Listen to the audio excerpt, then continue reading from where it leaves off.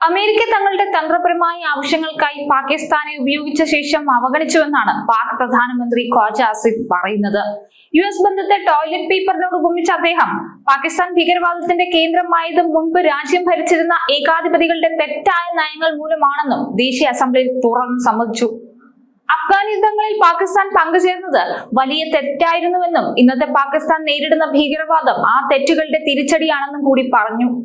2001 September 11 world trade centre ആക്രമണത്തിന് ശേഷം US-മായി വീണ്ടും സഖ്യമുണ്ടാക്കിയത് പാകിസ്ഥാന് വലിയ ആഘാതമാണ് സൃഷ്ടിച്ചതെന്നാണ് പാക് പ്രധാനമന്ത്രിയുടെ വിലയിരുത്തൽ.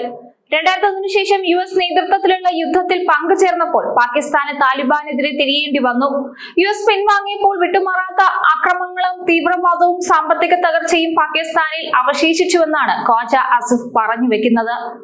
പാകിസ്ഥാൻ പ്രധാനമന്ത്രി ഖ്വാജ ആസിഫിന്റെ തുറന്നു പറച്ചിൽ ദശകങ്ങളായി രാജ്യം പിന്തുടർന്നു പോന്ന വിദേശ നയത്തിന്റെ പരാജയത്തെയാണ് അടയാളപ്പെടുത്തുന്നത്.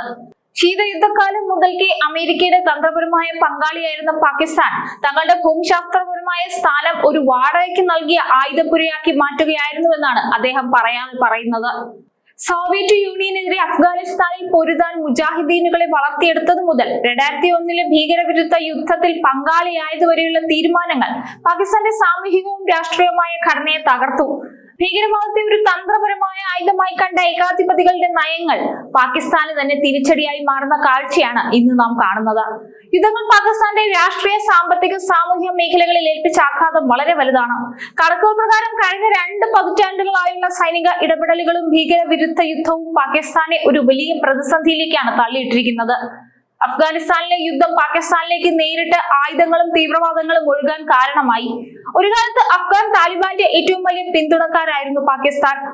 ഇന്ന് അഫ്ഗാനിസ്ഥാനുമായി യുദ്ധസമാനമായ സാഹചര്യമാണ് നിലനിൽക്കുന്നത്. ഡ്യൂറൻ ലൈനിലെ അതിർത്തി തർക്കത്തെ തുടർന്ന് ഇരു രാജ്യങ്ങളും തമ്മിൽ നിരന്തരം വെടിവയ്പ് നടത്തുന്നു.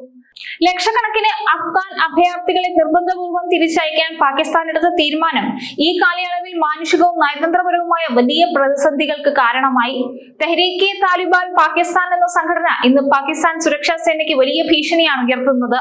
2025-26 കാലയളവിൽ മാത്രം 100 കണക്കിന് സ്ഫോടനങ്ങളും ആക്രമണങ്ങളും രാജ്യത്തുടനീളം നടത്തിയിട്ടുണ്ട്. അമേരിക്കൻ താൽപര്യങ്ങൾക്ക് മുൻഗണന നൽകി സ്വന്തം അയൽപ്പക്കത്ത് തീക്കൊള്ളി കൊണ്ട് തലചൊറഞ്ഞ അവസ്ഥയിലാണ് ഇന്ന് പാകിസ്ഥാൻ.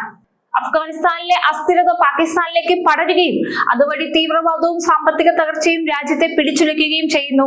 ഖ്വാജ ആസിഫ് സൂചിപ്പിച്ചതുപോലെ അമേരിക്ക ഒരു ഘട്ടത്തിൽ പിൻവാങ്ങിയപ്പോൾ പാകിസ്ഥാൻ ഒറ്റപ്പെടുകയും ഭീകരവാദത്തിന്റെ ഇരയായി മാറുകയും ചെയ്തു. ഈ ചരിത്രപരമായ തെറ്റുകളിൽ നിന്ന് പാഠം ഉൾക്കൊണ്ട് അയൽരാജ്യങ്ങളുമായി സമാധാനപരമായ ബന്ധം സ്ഥാപിക്കുകയും ആഭ്യന്തര സുരക്ഷയിൽ ശ്രദ്ധ കേന്ദ്രീകരിക്കുകയും ചെയ്യുക എന്നത് മാത്രമാണ് പാകിസ്ഥാന് മുന്നിലുള്ള ഏക പോംവഴി. സൈനിക ഭരണകൂടങ്ങളുടെ തന്ത്രപരമായ അബദ്ധങ്ങൾ തിരുത്താൻ വൈകിയാൽ പാകിസ്ഥാന്റെ തകർച്ച പൂർണ്ണമാകുമെന്ന മുന്നറിയിപ്പും ഈ ഖ്വാജ ആസിഫിന്റെ വാക്കുകളിലുണ്ട്. മറ്റുള്ളവർക്കായി പാകിസ്ഥാൻ ഏറ്റെടുത്ത യുദ്ധങ്ങൾ ഇന്ന് ആ രാജ്യത്തിന്റെ നിലനിൽപ്പിനെ തന്നെ ബാധിച്ചിരിക്കുന്നു. ഖ്വാജ ആസിഫ് പറഞ്ഞതുപോലെ തന്ത്രപരമായ നേട്ടങ്ങൾക്കായി വൻ ശക്തികളെ സഹായിച്ച പാകിസ്ഥാന് ഇന്ന് ലഭിച്ചിരിക്കുന്നത് തകർന്ന സമ്പദ് വ്യവസ്ഥയും വിട്ടുമാറാത്ത ഭീകരവാദവുമാണ്. അയൽ രാജ്യങ്ങളുമായുള്ള ബന്ധം മെച്ചപ്പെടുത്താതെയും ആഭ്യന്തരമായി തീവ്രവാദത്തെ അടിച്ചമർത്താതെയും പാകിസ്ഥാന് ഈ പ്രതിസന്ധിയിൽ നിന്ന് ഒരിക്കലും കരകയറാൻ സാധിക്കുകയില്ല.